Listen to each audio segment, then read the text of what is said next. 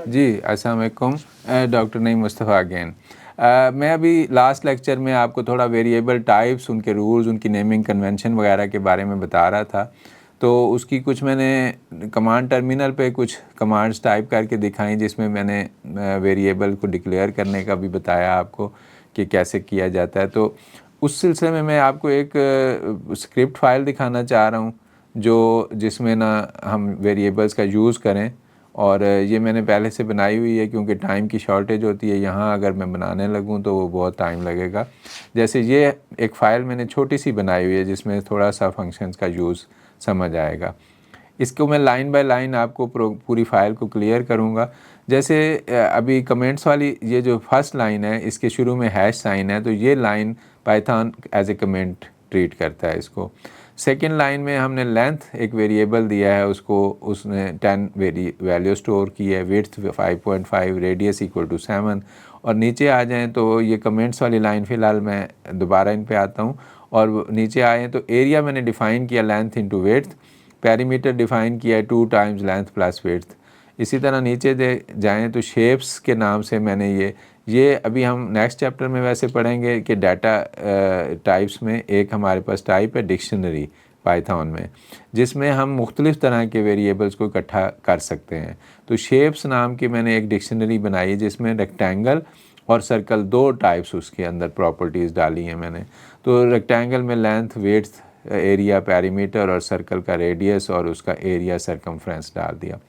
तो नीचे हमने एक प्रिंट में उसको प्रिंट करा रहे हैं इस पूरी डिक्शनरी को, और उसमें फ़ॉर लूप लगाया हुआ है। लेकिन चूंकि फ़ॉर लूप भी अभी हमने पढ़ना है, तो वो मैं बाद में एक्सप्लेन करूँगा। लेकिन मैं अभी आपको ये यूज़ बताना चाहता हूँ कि लेंथ, विड्थ और रेडियस वगैरह में जो हमने स्टोर किए वैल्यूज़, तो ये एरिया और पेरीमीटर कैलकुलेट कर रहा है आफ्टर डूइंग सम मल्टीप्लिकेशन और एडिशन और इस तरह के कुछ ऑपरेशंस करके अर्थमेटिक।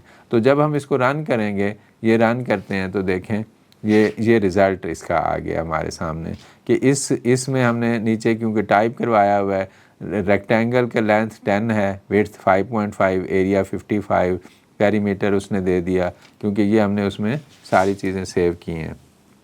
प्रोग्राम को कैलकुलेट करने को कहा, तो उसने हमें सर्कल का भी रेडियस 7 दिया है, एरिया कैलकुलेट कर दिया और सरकमफ्रेंस कैलकुलेट कर दिया।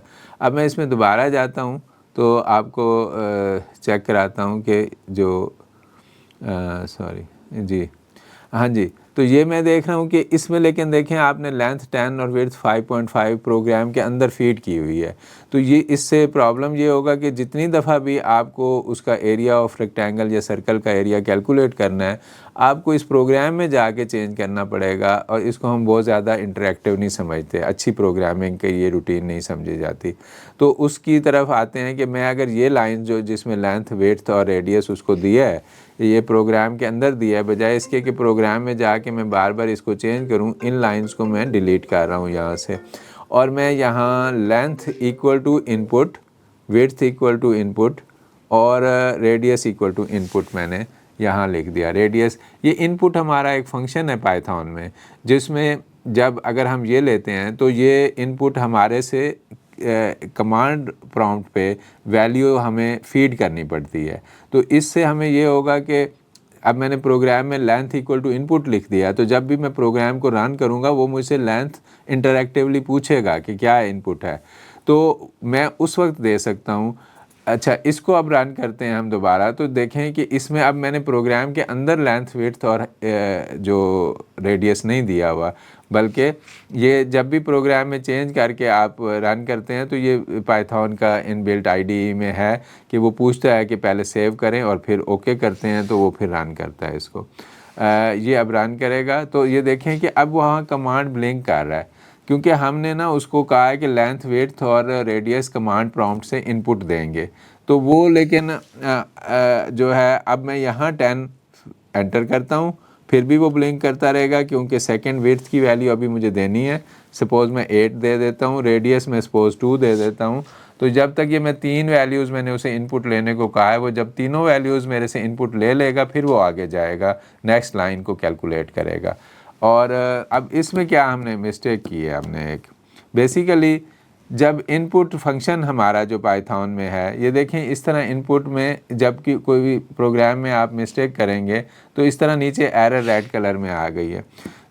वो हमने क्या मिस्टेक की है कि जो प्रोग्राम में इनपुट फंक्शन है हमारा पाइथन का, वो बेसिकली जो भी वैल्यू आप देते हैं उसे एज ए स्ट्रिंग लेता है, ठीक है। तो हमें उसको स्ट्रिंग से फ्लोट में चेंज करना होगा, क्योंकि हमने उसको मल्टीप्लाई या एडिशन करना है, और टाइप ऑफ ऑपरेशन जो एडिशन या मल्टीप्लिकेशन वगैरह है ये हमारे फ्लोट वेरिएबल या इंटीजर वेरिएबल कर सकता है, स्ट्रिंग वेरिएबल ये हमारा फंक्शन नहीं कर सकता।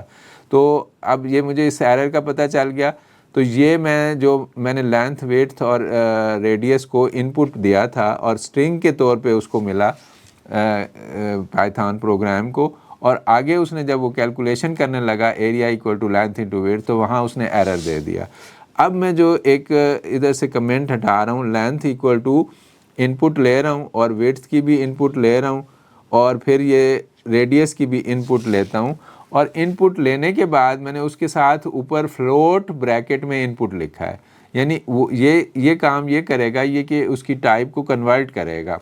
इनपुट फंक्शन हम मेरी इनपुट को लेगा एज ए स्ट्रिंग, और फ्लोट जो मैंने उसके साथ लिखा है वो उस स्ट्रिंग को लेके फ्लोट में कन्वर्ट करेगा। और अब अगर मैं इसको रन करूं तो ये वैल्यूज़ मेरे से मांगेगा और रन कर लेगा। तो सेव करके इसको ओके करते हैं, और ये अब वैल्यूज़ पूछ रहा है 10, अगेन कोई और वैल्यू दे देता हूँ 5 से, रेडियस की वैल्यू 2 दे देता हूँ। तो ये अब जो है देखें उसने कैलकुलेशन कर दी और एरर नहीं दी, क्योंकि मैंने जो इनपुट दी है उसको उसने एज ए स्ट्रिंग लिया, और फिर मैंने एक फ्लोट फंक्शन यूज़ किया है पाइथन का, जिसने इनपुट को स्ट्रिंग को लेके उसको फ्लोट में कन्वर्ट कर लिया है और लेंथ विड्थ और रेडियस नाम के वेरिएबल्स में स्टोर कर लिया, और आगे जाके वो फिर उस पर ऑपरेशंस करके एरिया और पेरीमीटर या रेडियस वगैरह कैलकुलेट करके मुझे सरकमफ्रेंस दे देगा। अच्छा, अभी भी इस प्रोग्राम को भी हम बहुत अच्छा नहीं समझते, इसलिए कि ये जब मैंने रन किया तो वो ब्लिंक कर रहा था, लेकिन मुझे कोई मैसेज नहीं मिल रहा था कि मुझे क्या करना है। वो ब्लिंक करता रहेगा, वो हैंग करता रहेगा, और नया बंदा कोई है तो उसको समझ नहीं आएगी कि इसमें कौन सी वैल्यू देनी है। तो एक्चुअली हमें इसके साथ मैसेजेस को भी मैंने लिखा हुआ है, लेकिन उसको मैंने कमेंट किया हुआ था। अब मैं उन मैसेजेस को बेसिकली कमेंट उनका हटा रहा हूँ, हैश साइन उनके साथ से हटा दूँगा, तो वो कमेंट में नहीं रहेंगे, बल्कि वो मैंने प्रिंट स्टेटमेंट में मैसेजेस लिखे हुए हैं। सबसे पहली लाइन में मैंने प्रिंट लिखा हुआ है, और ब्रैकेट में आप देखें enter the value of the length of the triangle, फिर वो लेंथ की वैल्यू मैंने इनपुट लिखा। तो इसका मतलब जब मैं प्रोग्राम ये रन करूँगा तो वो पहले मुझे मैसेज देगा कि वैल्यू ऑफ लेंथ एंटर करो, तो उससे मुझे पता चलेगा कि वो खाली, वरना ब्लिंक करता रहेगा तो वो हैंग रहेगा और हम आगे कोई नया यूज़र उसको यूज़ नहीं कर सकता। तो ये जो हमने कन्वेंशंस पढ़ी हैं उसमें ये भी है कि आपको इनपुट और आउटपुट पे ज़्यादा से ज़्यादा मैसेजेस, कमेंट्स और इस तरह की चीज़ें देनी चाहिए कि प्रोग्राम रीडेबल हो। अब जैसे देखें, अगर अब हम इसको रन करते हैं तो अगेन ये अब साथ मैसेज भी देगा, क्योंकि मैंने मैसेज डाल दिए हैं। अब देखें ये पहला मैसेज आ गया, enter the value of the length for the triangle.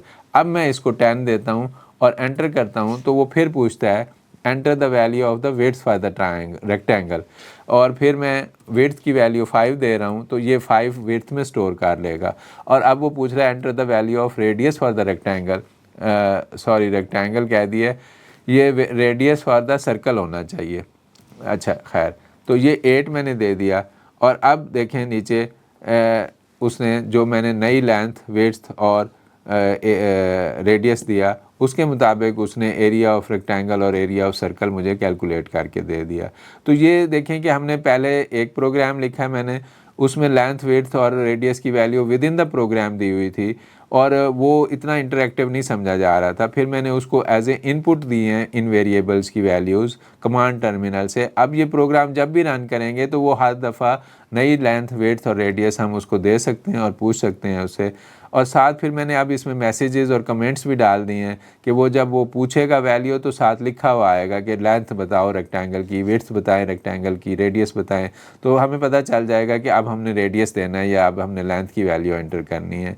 तो प्रोग्राम रीडेबल होना चाहिए और जो रीयूज़र हो उसका दोबारा एंड यूज़र हो उसको कोई मैसेज भी मिलना चाहिए रन करते हुए कि अब उसने क्या करना है ताकि वो आसान हो जाए। That's it for today. और ये मैंने अब नेक्स्ट जो हमारा लेक्चर होगा उसमें मैं बहुत से जो ऑपरेशंस हम इंटीजर्स पे, फ्लोट्स पे, स्ट्रिंग टाइप पे कर सकते हैं। स्ट्रिंग पे हम बहुत से फंक्शंस कर सकते हैं, जैसे स्ट्रिंग्स के हम किसी करैक्टर को पढ़ सकते हैं, उनको रिवर्स कर सकते हैं, उनको सॉर्ट कर सकते हैं।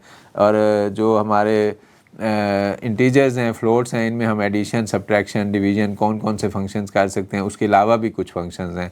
तो ये मैं आपको types of functions, type of operations, convert from one type two other और इस तरह की बहुत सी चीज़ें वेरिएबल से रिलेटेड वो नेक्स्ट प्रोग्राम एग्जांपल के ज़रिए, हैंड्स आउट के ज़रिए ही मैं आपको क्लियर करूँगा इंशाल्लाह। Thank you. अल्लाह हाफिज़।